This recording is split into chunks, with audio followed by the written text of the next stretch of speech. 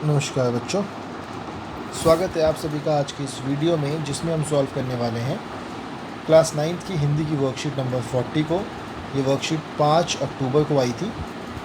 शुरू करते हैं आज की वर्कशीट।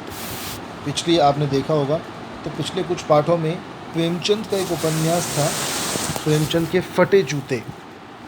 तो ये फटे जूते वाला जो चैप्टर है वो चल रहा है और हमने पढ़ा था कि किस तरीके से प्रेमचंद के फटे जूते होने के बावजूद प्रेमचंद जी फ़ोटो खिंचवाने के लिए गए और बहुत ही सादगी और बहुत ही शिष्टाचार के साथ उन्होंने फ़ोटो खिंचाई।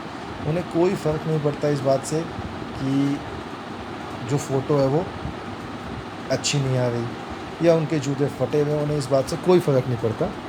तो यह विडम्बना मुझे इतनी तीव्रता से पहले कभी नहीं चुभी जितनी आज चुभ रही है। जब मैं तुम्हारा फटा जूता देख रहा हूँ, तुम महान कलाकार, उपन्यास सम्राट, युग परिवर्तक, न जाने क्या क्या कहलाते थे। MGR फोटो में भी तुम्हारा जूता फटा हुआ है। मेरा जूता भी कोई अच्छा नहीं है। यूँ ऊपर से अच्छा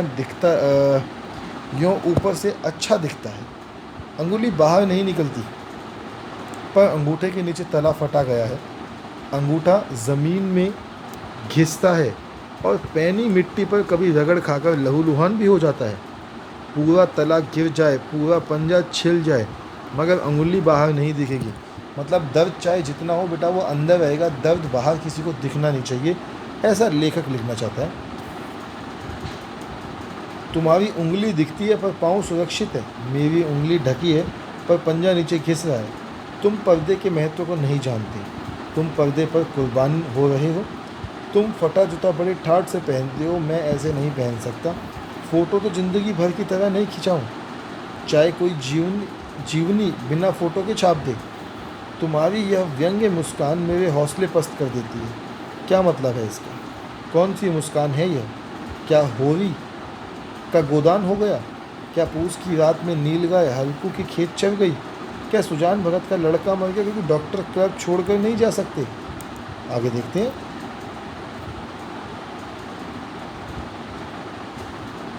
नहीं, मुझे लगता है माधो औरत का कफन के चंदे की शराब पी गया, वही मुस्कान मालूम होती है। अगर आपको पता हो, आपने नहीं पढ़ा होगा, लेकिन एक इनका चैप्टर था, एक कहानी थी जिसमें जो माधो होता है वो अपनी पत्नी के मरने पर जो उसके कफन के पैसे होते हैं उनसे शराब पी जाता है, ये बोलकर कि इसको जीते जी तो कभी इतना अच्छा कपड़ा मिला नहीं, अब मरने के बाद कौन सा नया कफन पहनेगी। तो जो व्यंग्य है उसकी बातों में था, वही व्यंग्य इनको चैप्टर में दिखता है। चलिए, ये 5 क्वेश्चन दिए हुए, तो उन 5 क्वेश्चनों को कर लेते हैं। पहला क्वेश्चन है, महान कथाकार, उपन्यास सम्राट, युग परिवर्तक आदि विशेषणों का प्रयोग किस महान व्यक्तित्व के लिए किया गया? तो बेटा ये सारे के सारे शब्दों का प्रयोग प्रेमचंद के लिए किया गया था। चैप्टर पूरा का पूरा उन्हीं के बारे में है। आगे है, लेखक के जूते और प्रेमचंद के जूतों में क्या फ़र्क है? आपकी नज़र में किसका जूता अच्छा है? तो लेखक तथा प्रेमचंद दोनों के जूते फटे हुए हैं, लेकिन लेखक का जूता नीचे से फटा हुआ जो दिखता नहीं है।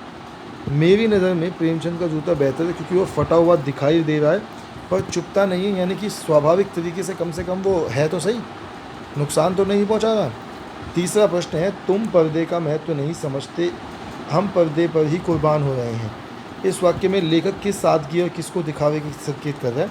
तो बेटा उत्तर यहाँ लेखक प्रेमचंद की सादगी और लोगों के दिखावेपन की प्रवृत्ति की ओर संकेत कर रहा है। प्रेमचंद एकदम सादे इंसान थे, उनका जूता फटा हुआ था, उन्हें इस बात से कोई फ़र्क नहीं पड़ता कि उनका जूता फटा हुआ, उनका अंगूठा दिख रहा है, उनके लिए ये सब एक छोटी सी बात थी। लेकिन हम अगर अपने आसपास आज देखें और एक छोटा सा फटा हुआ जूता पहन के, आप सोचिए क्या आप फटा हुआ जूता पहन के बाहर जा सकते हैं? तो नहीं, आप बिल्कुल साफ मना कर देंगे कि मैं फटा हुआ जूता पहन के बाहर नहीं जाऊंगा या नहीं जाऊंगी। लेखक के हौसले को पस्त कर देता है। उत्तर, प्रेमचंद के दिखावे की प्रवृत्ति पर व्यंग्य भरी मुस्कान लेखक के हौसले पस्त कर देता है।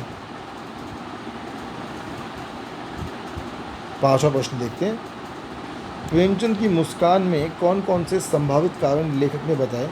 क्या फ़ोटो खिंचाते वक्त आप भी मुस्कुराते हैं, क्यों? तो उत्तर है कि लेखक को लगता है कि प्रेमचंद की व्यंग्य भरी मुस्कान का कारण या तो होरी का गोदान हो गया, या पूस की रात में नीलगाय हल्कू के खेत चल गई, माधव औरत के कफन के चंदों की शराब पी गया, यही उसके जो उसने कारण बताए थे।